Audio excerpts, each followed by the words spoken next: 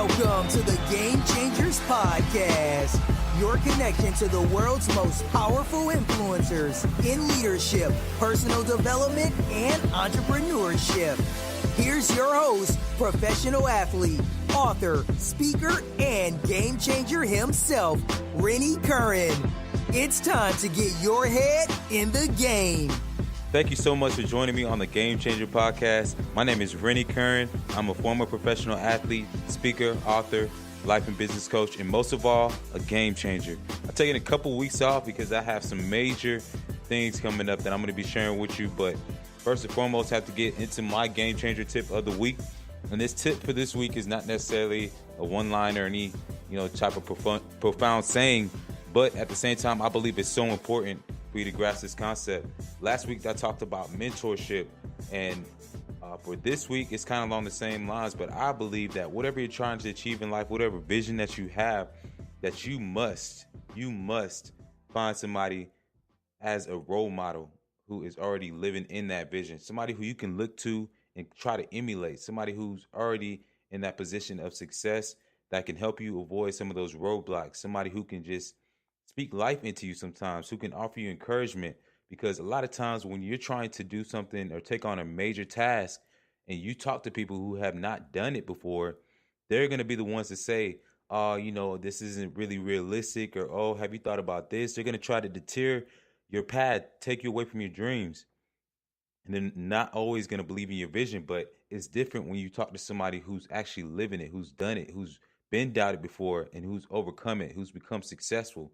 And so that's my suggestion for this week, to find somebody who is already operating in their vision, who's already in that position, who's already avoided some of those roadblocks, somebody who can be that, basically somebody to guide you through those tough times, especially because as an entrepreneur, as a game changer, whatever you're trying to do as a leader, it's going to be tough. So you have to surround yourself with those people.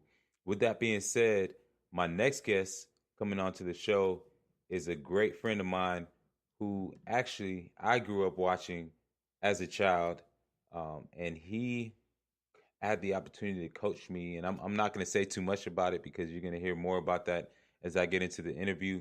But I really hope this impacts you and inspires you.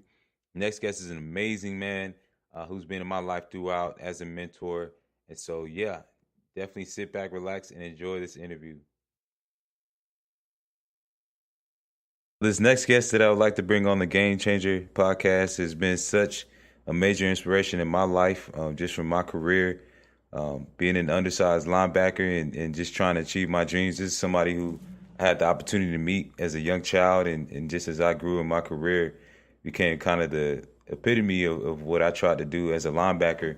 And for anybody out there who's an underdog, who's trying to achieve their dreams but maybe doubts themselves, but is trying to do something as far as blazing a new path, this is somebody whose story is just an amazing one. And he's a great man. I'm going to let you guys let him tell you more about his story, but just a little bit about him. He is from Griffin, Georgia, played at Valdosta State. Town had set some amazing records, did some amazing things, had an amazing NFL career. After being doubted, just an amazing man who has done so many great things and is definitely somebody who I believe is a game changer. And like I said, I don't want to give away too much of his story. So without further ado, I'd like to welcome to the Game Changer Podcast, the man, the myth, the legend, the hammer, Jessie Tuggle. Jessie, how you doing? Hey, Rennie. Hey, man, I'm doing great, man. First of all, I want to say good morning, and I also want to say, hey, man, thanks for the introduction. I really appreciate it. You're such a good guy, man. I'm glad you have an opportunity to have me on. Man, no problem. It's an honor, man, truly. And just knowing about you as a person, and just a lot of the discussions that we've had and the motivation that you've given me, man, I really wanted to have you on the show because you're one of those people who I know about your success and I know about some of the things that you've had to overcome, but didn't know your true full story, man. So that's the first question I have for you, man. So just your background.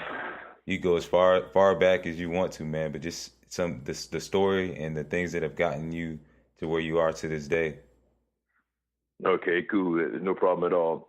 Yeah, the biggest thing that helped me a ton was, I came from a good high school program, down in Griffin, Georgia. And Griffin is 40 miles south of Atlanta. And for a lot of your listeners who really don't know much about, Georgia football or probably, the Griffin Bears, Griffin have produced more NFL football players than any high school in the state of Georgia. Yeah. But there's a lot of high school here. But I was one of the products that came out of there. A small guy, graduating high school at 5'11", 185 pounds.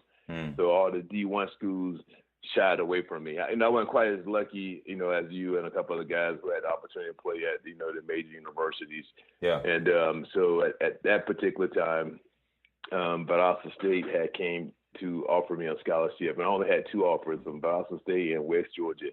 And I chose Valdosta to go down south and help build a program there. There was in the second year of that program, back in 1983, man, which just seems like forever now. So we're back there and down there for 4 years, man, and I became a 4-year starter. And that helped a ton because I think playing at a small school gave me the sense of there was no pressure to perform. Yeah. And also it was a sense to help me develop into a football player technique-wise. I think one of my strong characteristics, more so than anything else, because I was a small linebacker, I was naturally strong, I was quick and I was fast, but most of all, I was technique sound. I think that helped me a ton. And sometimes when you're in the middle of a battle, you always say, can technique beat talent? But when you have talent and technique, it helps. Oh, yeah. So coming from, a Division II school, the Gulf South Conference down there, but I was still, the two-time All-American. I get the opportunity to grab some NFL attention, and a lot of teams came down that were recruiting the two buddies of mine that were twins, Dennis and Dallas Smith, and they would see me, and then they ordered everything toward coming toward me as far as attention-wise. Yeah. So the Falcons came. It's sort of a long story, but I sort of narrated a little bit. But Falcons came in and they told me, they said, "Listen, we're gonna take you out your senior season."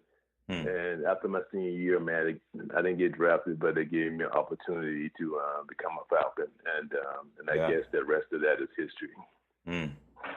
That's awesome, man. Thank you for sharing that. And I definitely want to know just about your family life, man, because I know as a linebacker, especially when you're undersized, you got that chip on your shoulder, like the mentality that you have to have, man, to just go in and day out and just grind and go against the odds. Like that has to definitely come from somewhere, man. So I would just love to know kind of where your mentality came from, that belief that you have, that drive that you have, that made your career what it was, man, where that stemmed from.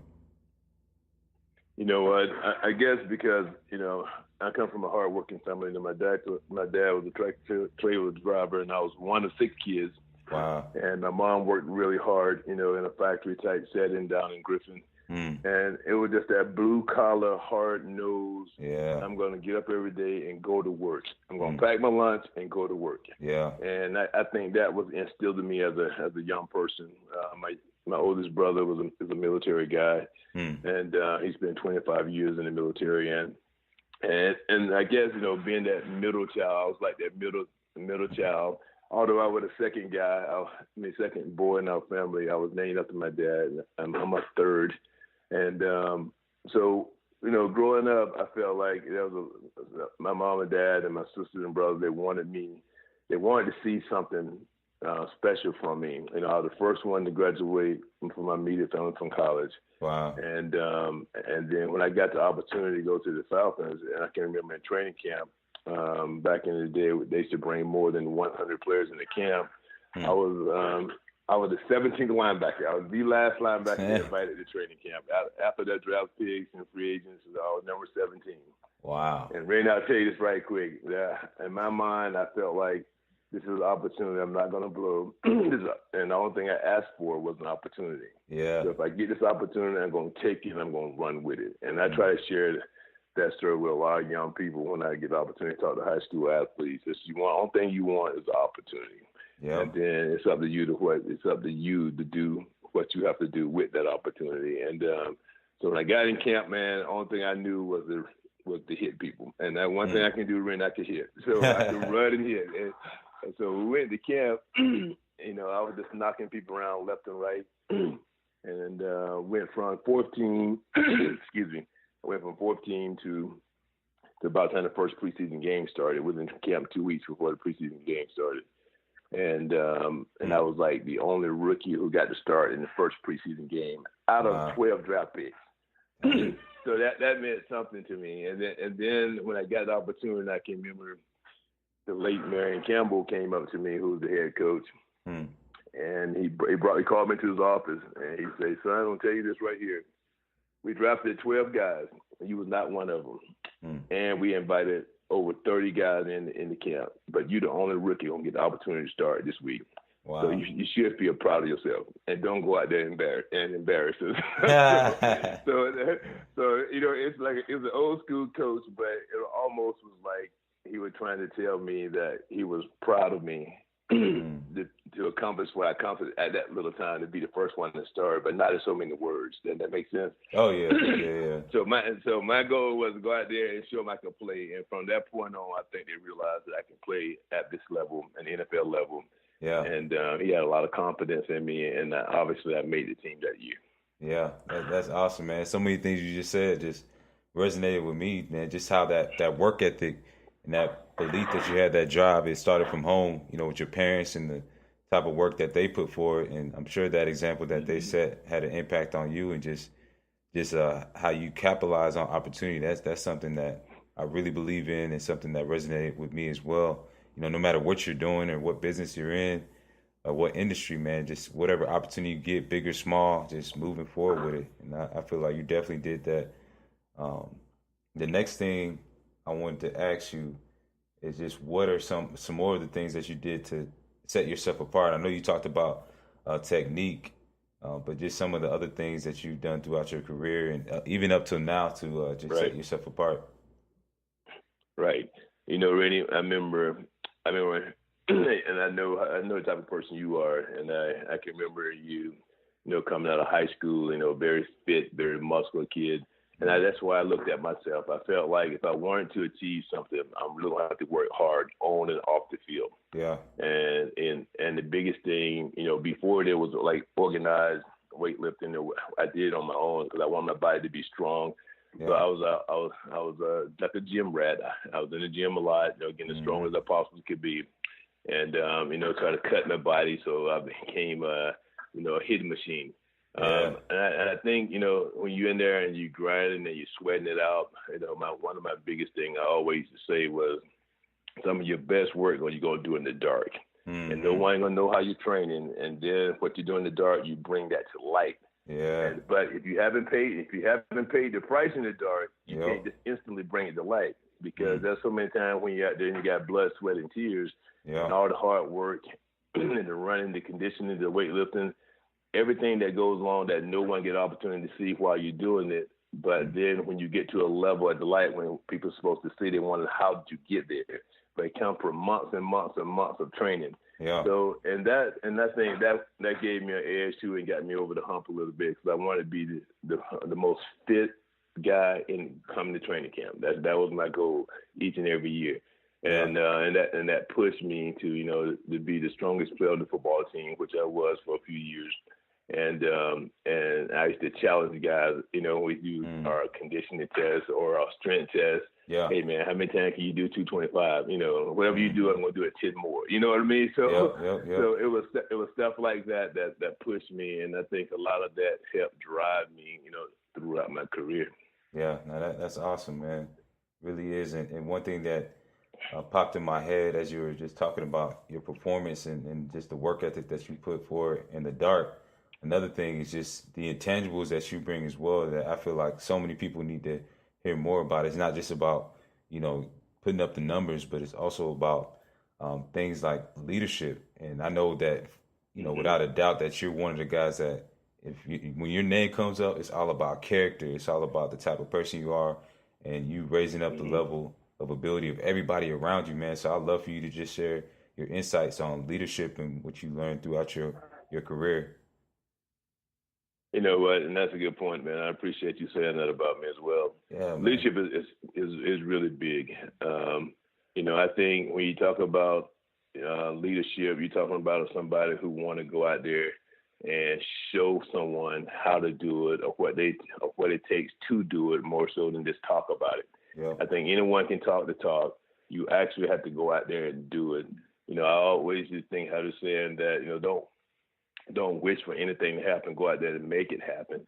Yeah. And when you go out there and make it happen, and you're one of the guys who someone look at as a leader, and they see the work that you're putting in, whether it's football related, business related, it doesn't really matter. When someone sees you the first one in the office, you the last one to leave the office, you the first one in the practice field, you the last one to leave the practice field. It doesn't matter the scenario, because whatever it is, they're gonna follow you. And if you set a good example, people who's under you, who look up to you, will follow that example, and they'll push just as hard as you push. Yep. And I think that's huge. I mean, that's how you become a leader. And the biggest thing that someone can say to you, is talk about some of the things that you've done and talk about your character. Because the character, to me, is who you are when no one else is watching. Yep. All the little things that you do. From helping someone out, from encouraging someone, or even when you're down and out, and you at your lowest low, and someone will set you up or say something to you to say something about another player. You absorb all that and say, you know what, I don't know about them, but I know I could have played better. Yeah. And that way you can focus mostly on you. And let everything falls on you. And then when you get better, the team gets better. Right. And that goes in life, that goes in business, and that goes definitely with football and team sports, because it's too easy to point the finger at someone else, particularly when you're down. Everybody loves you when you win, right, Rennie? Everybody loves you. Yeah. When things go bad, that's when you really find out who you are and what type of person you are. And if you're part of any type of organization or team, that's when you find out who you really are as a unit. Because everybody in it as one team, one person, one unit, and you're trying to achieve a goal. So if you can get through the hard times, and all the years I played with the Falcons, there was a lot of hard times. I got through them all, and it was tough. And each year I bounced back, and every year my goal was to try to get to the Super Bowl. And so it was just, so when you're talking about leadership and you're talking about character, and you talk about hard work, and all the cliches that comes along with that, man, I think, that's what develop an individual and a leader and somebody who can go out there and do it by example more so than just doing it by words. Because, obviously the words help, but when people see your work and everything you have put into it and watch you as an individual and watch you as a person and know what type of team player you are, it just makes you better. It makes the team better, and you can go forward from there. Yeah, man, that's amazing insights. I mean, so many things you said was just so amazing. Just leading by example, not by your words, and being able to lead through those tough times. And that's such a big thing, man. Not starting to point fingers and all those different things, which is what you see from whether it's a team or, like you said, a business. So many of those things ring true. So I appreciate you sharing that, man. And no doubt. Yeah, the next thing I wanted to know, man, because I look up to you, man, as my role model. Yeah, I appreciate that. Yeah, I always have throughout my entire career, but not just what you did on the field, but definitely who you are just as a person. I tried to emulate that, but I want to know who some of your role models were coming up and some of the guys who kind of poured into you. Awesome. Right. You know what? That's a good question, and that's how. And when I look back now, you look at different generations, because people role models started at home, which is obviously both our parents and stuff. Yeah. But then when you get to the profession, you try to figure out, man, how this guy, who this guy here. So I looked at a guy like Buddy Curry. Buddy Curry played with the Falcons for years. He was their leading tackler for I don't know how many years in a row, but I can remember when I was in high school. Yeah. I used to watch the Falcons, and the only thing I could see was Buddy Curry make the tackle. And I think 2 years in a row, he had over 200 plus tackles. Yeah. And it was just amazing to me that how he would run and get to the football. And as a kid, particularly when you're in junior high and high school, you probably watch me a little bit. You see him on TV, like, man, how does he doing that? If he can do that, I can do it. You know what I mean? Yeah. And then when I made it to the league, I met Joel Williams, and Joel played for Philadelphia for a few years, but he played about 8 or 9 years with the Falcons. And he taught me how to not only train for the game, the physical part, but the mental part. You know, how to prepare yourself each and every week. You know, how to watch film. You know, how to study the tapes, man, inside out. Learn personnel. Learn formations. How to anticipate. If you put in enough film time, you look at the formations and you think how the offensive coordinator thinks. You now can almost not guess, but anticipate certain plays, and you can eliminate certain plays. So my biggest accomplishment, or not accomplishment, but one of the biggest thing that I liked and enjoyed more so than the physical part of the game was the challenge, the mental part of the game. Can I outthink the offense coordinator, or can I dictate some of the plays just by film study? And I can remember players, which was sort of flattering to me after the game, when a former linebacker that had watched me throughout the game, he'll come to me and he'll ask me, I watched you during the game, but how do you recognize the play so fast? Sometimes I watch you make a play behind the line of scrimmage so many times, you beating the guard so quick, or the tight end try to block you down, you're around him so fast. He said, I just don't know how you see in the play so quickly and how you analyze it so fast. And that coming from film study, but it was flattering to me because people pay attention to little detail stuff, if that makes sense. And so from that point, man, I appreciate guys like Joel Williams who helped me and showed me how to study. But then the other guys I looked up to as role models that wasn't even on my football team, and one of them was the late Sam Mills. Sam played with the Carolina Panthers for years. And he, came out of, I think, the USFL before he made it to the NFL. But he told me, I'm 5'11", 230 when I came out, and Sam was out there playing in the NFL, and he one of the best backers in the NFL. And he's 5'9", about 228. You know what I mean? And then Mike Singletary at 5'11", 230. And Randy, this would be before how the NFL is now. NFL don't got smart now. They see guys can play football at 5'11", 6 feet tall. You know what I mean? But before then, the average size of the NFL back was 6'3". And I was the shortest guy on our team almost every year. But when I watched one year, I think my first Pro Bowl I went to, it was myself, Mike Singletary, and Sam Mills, and we're the shortest three inside linebacker in the NFL, and we're all Pro Bowlers. And I got to know them guys, and I'm looking up to them because I watched them when I was in high school. You know what I mean? And they sort of inspired me to say, when I saw them play in the NFL, that's when someone look like you a little bit and make you and built like you a little, it give you something on the inside to say, you know what, if he can do that, I can too. You know what I mean? They became role models of mine, man, and along with the other guys that I mentioned, and sometimes it takes that, And now when I look back, I'm just so glad I got the opportunity to meet those guys. That's awesome, man. I never knew that about you, that you had that opportunity to serve the same Pro Bowl with them, man, and it's amazing to hear, because I still remember the day when I came over to your house and you were playing the highlight tape for me. You gave me the copy, and even what you wrote on it. You wrote, like, I think you wrote 2 years from now you'll be in the NFL, and it's just amazing, man. Just to have you as somebody I could look up to, a real life example that made my vision real. Awesome. Yes, sir. And the next thing I wanted to know is if you could leave one piece of advice for anyone who's thinking of going in this same route, in the same career path, what would that be? Or if you could talk to your younger self, knowing what you know now, what would you tell your younger self? That's a great question. And I think the biggest thing you have to do, I would say to myself, believe in yourself.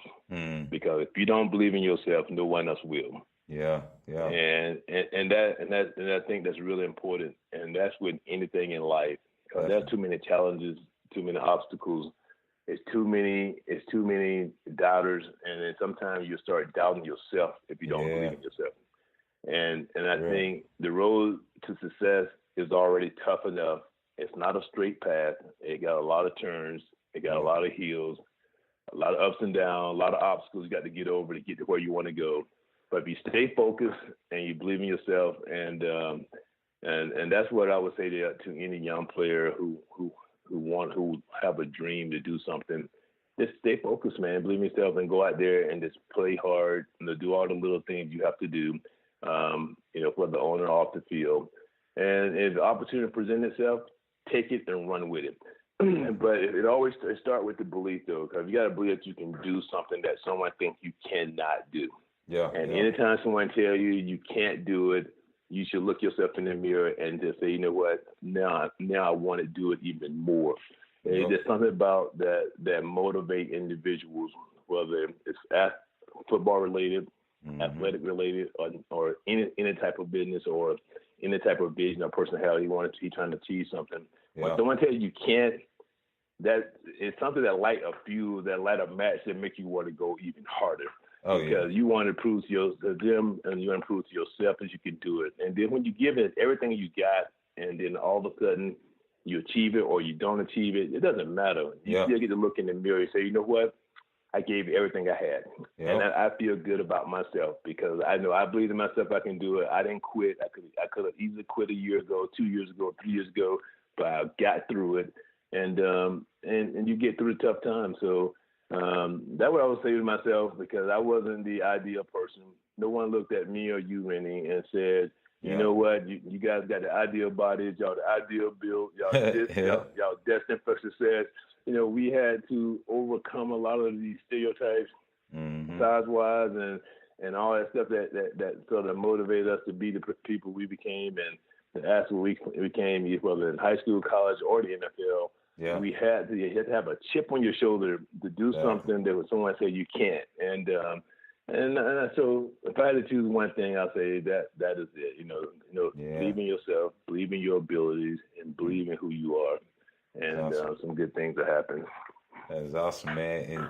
And speaking of, speaking to your younger self, I know you do have that in your sons. And I would love for you to just talk about, Justin and Grady and just two amazing players as well. And I know that makes you so proud, man. Like I can't wait till the day I have a son and I'm able to watch him, play as well. So you don't just have one, so you got two that are. I know, right? Yeah. I mean, what a blessing. So I love you to just share on that. You know what? It really is. It's so ironic because Justin and Grady, they're both. First of all, they're great kids. Yeah. When I look at them. Yeah. And, personality-wise, character-wise, heart-wise, they care about people, they care about each other. But growing up, they grew up in separate households, but we always wind up here together. You know what I mean? So they grew up together. And the thing about them growing up playing sports, they always wanted to play sports. I mean, from age 8 all the way up. Wow. And you let them choose what sport they liked, and I did everything, whatever one sport they wanted to go into. And the same thing with my daughter. I supported them, and I let them go. So by the time they get to high school, Justin had been through, baseball, basketball, football, soccer, all that stuff, and boom, he did that. I'm focusing strictly on being a quarterback. And I'm so proud of the kid, man. He wound up getting a D1 scholarship, going to Boston College, and then transfer him out of there, going to Blinn, and then going to Kansas State. When Jared came through, he was a 2-time state champion wrestler. But he was always strong now, I'll tell you, always thick, always strong. And it's so funny that he used to come over to the house as kids, and they used to be in my little weight room downstairs. And I guess at this time, Justin was probably 12, and I guess he was like 8 or 9. But he was always stronger than Justin, though. You know what I mean? He was but he was stronger than all the kids. Wow. Sit down and wait up. He had the big legs and the big arms, and so he sort of took his strength after me a little more. You know what I mean? He's a beast. And Justin was long, and he was thin and just long. You know what I mean? Yeah. So ironically, that's how they build, and just at this time when they're like going to their early teens, my biggest thing for them, I would never think they're both playing in the NFL right at that moment, but I just wanted them to, be good enough to, to go to college, earn a scholarship. And wow, did they do that? Man, some of the things they accomplished in college, both of them, actually all three of them, that was like amazing to me. But now when I look back, I can remember when Justin made it to the NFL. Yeah. A former quarterback who didn't change to linebacker into his senior season, go to Kansas State, and then, played for the Houston Texans for 3 years. And I know that was awesome.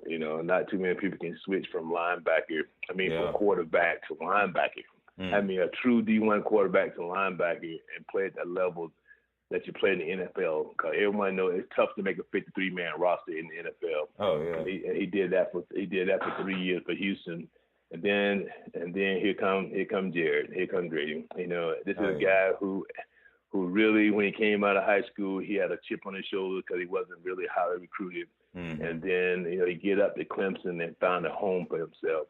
Yeah. And Coach Dabo loved him to death, and he went up there with a mission like he went there to prove that he can play not only in the ACC, but he wanted to show everybody around the country he can play at any level. And when you're 6 feet tall, and they may listen to him at 6'1", but when you're 6 feet tall and you're 295 pounds, people say, I wish he was taller. But then when the light came on, I think his junior year, and he knew that he can dominate anybody. Yeah. And Randy, you'll be the first one, like I know, this game is played by leverage. Exactly. And sometimes if you powerful and you strong and you low man's gonna win. And the position that Grady plays at D tackle, man, I've seen him dominate centers and guards. And we talked after every game, and I used to watch him, and giving him pointers and just talk to him about some things. And then all of a sudden, you go into the draft, and they got him as a second round pick possibly coming out. Yeah. And this time, my son Justin, he's in his second year in the league, and so the Falcons had called me and said, hey, listen, we're gonna take a veteran player to announce, how to get a veteran player to announce the pick in the draft, and they was holding it at the College Football Hall of Fame right now in Atlanta, and I said, okay, I'm free that weekend, I'll do it. And the night before, Grady had a lot of things that happened to him personally and his family, with the house on fire and all that. Yeah. And then he was a little upset still because the first day went by, and he didn't get no calls and all that. And then the second day, and then all of a sudden, the Falcons make a trade, and I'm there at the College Football Hall of Fame. They said, Jesse, put the jacket on, let's go on stage. The Falcons they just traded to get a kid. You need to go on stage and announce it. And I said, okay, cool. So I get on stage and they say, hey, listen, we got 35 seconds. 35 seconds, we got to hurry up. So I got my jacket on stage. I said, okay, guys, listen, before y'all, because ESPN was broadcasting it live. Wow. And then I think they were shooting to the NFL Network. So it's going to be live. I said, look, so I'm on the backstage and saying stuff like, hey, you guys better tell me what name it is. So when this thing come on, I won't mess the name up. You know what I mean? I said, give me the kid's name. It could be a name I can't pronounce. Give me the chance to rehearse it. No, you know the name. Come on. So it was like 20, 19 seconds. They took one. I said, hey, man, who is the kid? What school is it? Just tell me so I'll know. So, you just want some little information when it's live so you don't look like an idiot when you get up there. 10 seconds ago, they go, Grady Jared. Wow. I said, man, stop joking around. I said, my son, y'all know that, right? And then I said, stop joking. I know y'all, I know got 10 seconds. You tell me the name for real like that. And I'm on stage, and they go, no, seriously, Jesse, the Falcons are drafting Grady Jared out of Clemson. Wow. I said, wow. So what a chance it is that I might have been the first person in history doing a draft that called his own son's name out. Dang. And they drafted him in the 5th round. So that was an awesome experience, man. Now at that point, I had 2 boys in the NFL. But I think the ultimate thing for me that happened was in 2015 when the Houston Texans played the Atlanta Falcons at the Georgia Dome. And the Falcons honored me in the second quarter right before halftime. Yeah. And that now on the sideline of Houston is my son, Justin, and then my son, Jared, on the Falcons. And then they stopped the game and they started playing my highlights. And they had me on the big screen, making tackles and running around. And I thought that was the coolest thing ever. And the boys actually exchanged jersey after the game. That's so awesome, to have man. two boys that played in the NFL on the stage like that, it was like crazy. You know, it was awesome. And you know, and I feel fortunate, I feel blessed, you know, to have played the 15 years that I played. And then we're lucky enough to have my oldest son that played, and lucky enough to have my youngest son that played. And now I'm 52 years old, and wow. and I just watched my youngest kid play in the Super Bowl. Man. So you know, it gives you chills to think about it, because out of all the controversy that life throws at you, you know, and with him and Justin growing up in separate households, but they still remain super close as brothers, which they are. And my daughter Jessica, and they love each other. They support each other all throughout their career, and just to see them both have that type of success is awesome. You know, Justin is not in the NFL now; he's in the Canadian Football League now, the CFL, but it's still pro football, right? Yeah, oh yeah. So it's so cool though. They live in their dreams, and my daughter graduated from grad school at Syracuse, so I'm gonna support them. Just like their kids, man. You know what I mean? It feels good as a parent that when your kid's successful, but it's not about the money or the accolades. Yeah. I think more it's about the individual. It's about who they are and what they became. And I get the most rewarding thing for me, just like any parent would tell you, the most rewarding thing when a person comes up to you and say, you know what? Man, your kid is an awesome kid. You won't believe some of the things he did today. Yeah. And it's not even football related. You know what I mean? It's the smallest little thing and that's what we talked about earlier about the character stuff. Yeah, and man. That means a lot when people give you when they say something nice about your kid that they really didn't have to say, and it's something that is so non-related to what they do professionally. Yeah. And it means a lot. So overall, I feel truly blessed, you know, to have all the three of those kids and watching their lives and watching them grow up. I don't know if I could have wrote it out any better. Oh man, it just turned out really well, and I'm looking forward to them to do some good things, you know, throughout the rest of their careers. But if it ended right now, I'm telling you right now, I'm just thrilled to death, and I'm just really proud of all three of them. Yeah, man, that's so awesome, man. I didn't even know that draft story. That's amazing to hear. And just like you said, man, I could speak for myself as well on just the character of all three of them, man. Me and Justin have trained together many times, and I've known Grady now. That's been the coolest thing, is just to see his whole journey. You know, knowing you and then knowing him and the family. Absolutely. You know, just to see him from high school, I was able to be there, and then college, and then even the draft process, you know, and everything, man. It's just been awesome to see the man he's become and all the things that he's getting ready to do. I know this year is a really big year for him to take off, man, and be a game changer in his own right, man. So I know that just, once again, makes you even more proud. And one thing I wanted to know from you is just if you could give advice to parents out there, because you know how many parents they're all out there that are wishing their kids to get to that level. You give them any advice, what would that be? You know, my biggest thing to parents, whether the kids are starting off in junior high, high school, or even college, is mostly more so than anything, just support them. I mean, if a parent can go out there and show support, it means so much. But the parents got to understand that this is if I can go back, and if I had the father hand of time and can take time backwards, I wouldn't want to miss a game in high school or college, you know what I mean? Because you don't get that time back to spend with the kids. And so all the parents out there who have young kids in junior high and high school, and I know it's a hassle sometimes, you know, going back and forth to practice and events, but do it, because you're going to wish for those times when they're gone. That's one thing for sure. So support them, man, support them. And then they get the opportunity to go to college and play sports, support them, and no matter where it takes them. You know, I think your kid would appreciate it think so much of you just because you're there. And it's tough for everybody to be there at every event, every game. I wasn't there at every event, every game. But when you're there, their eyes light up, and they know when you're there. They know, and then afterwards, I think when you said all said and done, and you can look at the kid, and there's something about the look in their eyes, because they want to be accepted. They want you to say something positive to them, no matter what. And I think the best way, if you have a good relationship with your kids, and even if you don't have the best relationship, I think when the kid's at his lowest moment with sports, because sports can take you high as a kite, they can knock you all the way down to the ground. That's just sports, no matter what level. That's real, but man. When the kid is at his lowest low, and you there to help build him up, it speaks volumes.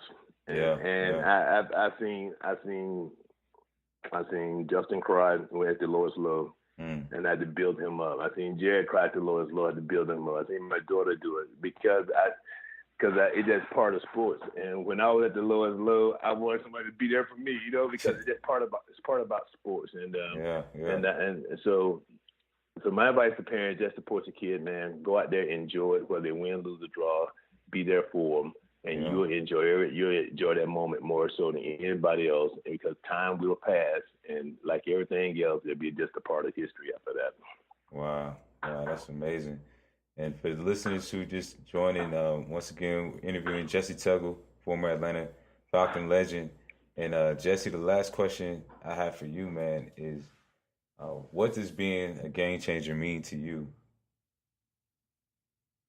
Okay, a game changer to me. That's an awesome question, man. A game changer. I just love the title. I mean, I love it because a game changer is a person who really is the person who out there who gonna make a difference. Are you a game changer? Yeah. And you can be a game changer personally in what you're doing. You can be a game changer as a mentor. You can be a game changer as a participant. Yeah. A game changer is a person who, to me, that truly believe in making a difference. And Rennie, and you always been that person. And I'm not just saying that because I'm on your podcast. But when I look at you, I looked at you as a son because I knew you ever since you were a young guy coming out of high school, and I admired you because I knew how much effort it takes to change your body type, and as far as hard work in the weight room. And I watched you play at Georgia, man, and the quickness and the excitement that you brought to the Bulldogs and everything you did between the hedges up there, man, on Saturday. I wasn't a real big Bulldog fan because I played at Valdosta State and I watched them. But I watched them because of you, though, because I wanted to see what you were going to do. Because I seemed like I had that personal attachment, and you was a game changer there. And you came in this league, man, that didn't give you the opportunity to be the person that you wanted to be. But I love what you do. I love your personality. I love your attitude. I just like it so many times that people leave this game and they hate the game. The game brings too much. This game changes our lives. It makes us game changers. So, with all the people you've been in contact with and I've been in contact with, it's just so many people. The only person I can think of out the top of my head who fits your personality, who fits my personality, and who's a game changer himself is Chip Smith. Chip Smith to me is a game changer. I brought him when he first saw Justin at age 14. He that was a dream that I had. I wanted my son to become. He helped me get there. He's a game changer. Oh yeah. When I watched him train you and many other athletes, he's a game changer. Every time I see a person like that gives so much back, they're game changers. Oh yeah. And there are probably a lot of Chip Smiths out there and guys like me and you out there. But that's when you think about game changers, they ain't just the guys who play on the gridiron. Guys, it's so many people, whether it's your parents, whether it's your mentor, whether it's a guy like Chip Smith, whether it's just these type of personalities are game changers because they change people's lives in a positive way. So in a long way all around, I know you asked me simple questions, but that long answer, those are the type of people I think are game changers because it means something to them. They in it to change people's lives for the better. And that's what you do. That's what podcast is doing, giving people opportunity to know people like me and other people that they can see that we're just real people.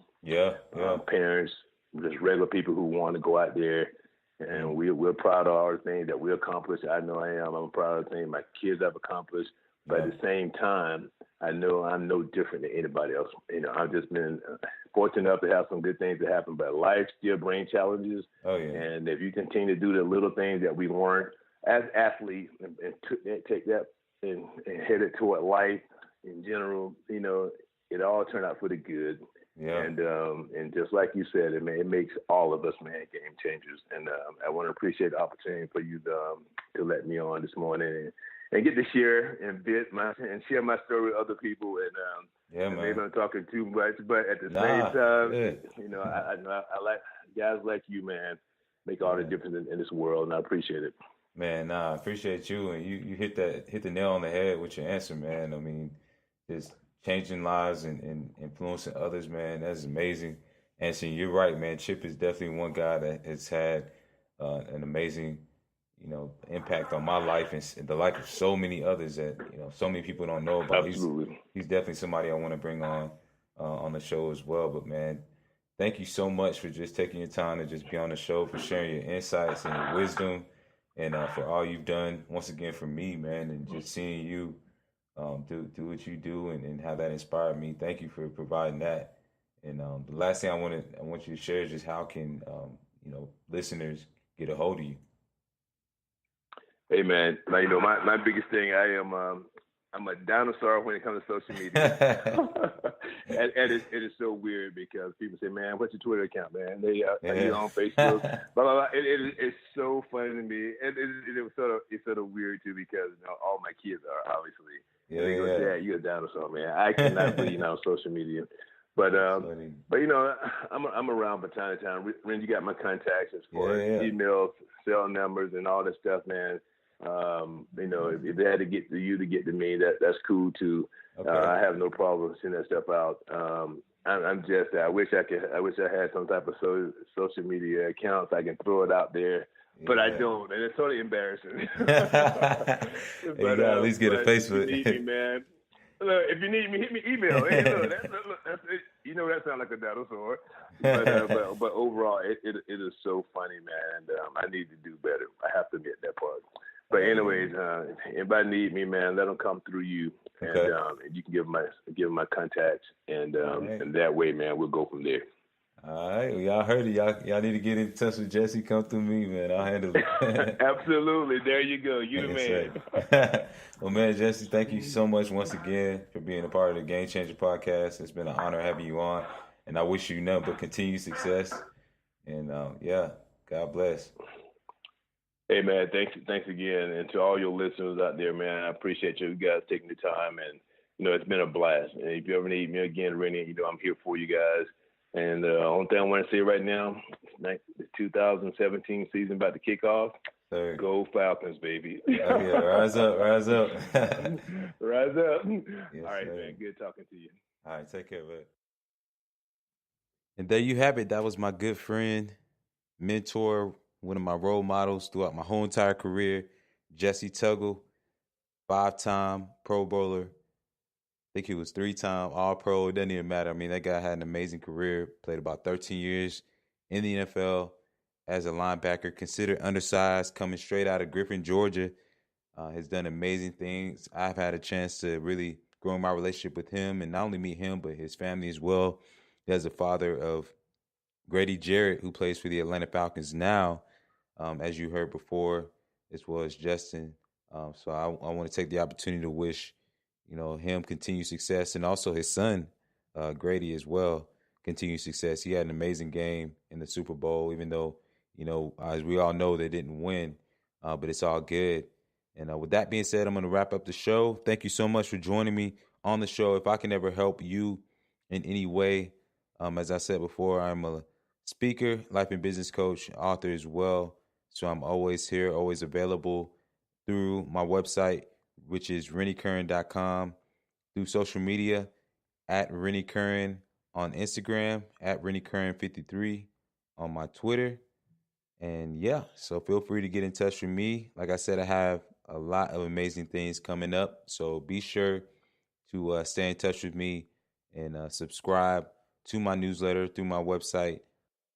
And last but not least, can't let you go without challenging you, as I always do, to refuse to conform to this world and to refuse to accept the reality that you know is not up to par with who you have the ability and the potential to be. I want to challenge you to strive to be more than just a title. And lastly, to never just get caught up in this rat race of life and the things that won't even matter in the grand scheme. Don't simply just exist. Be a game changer.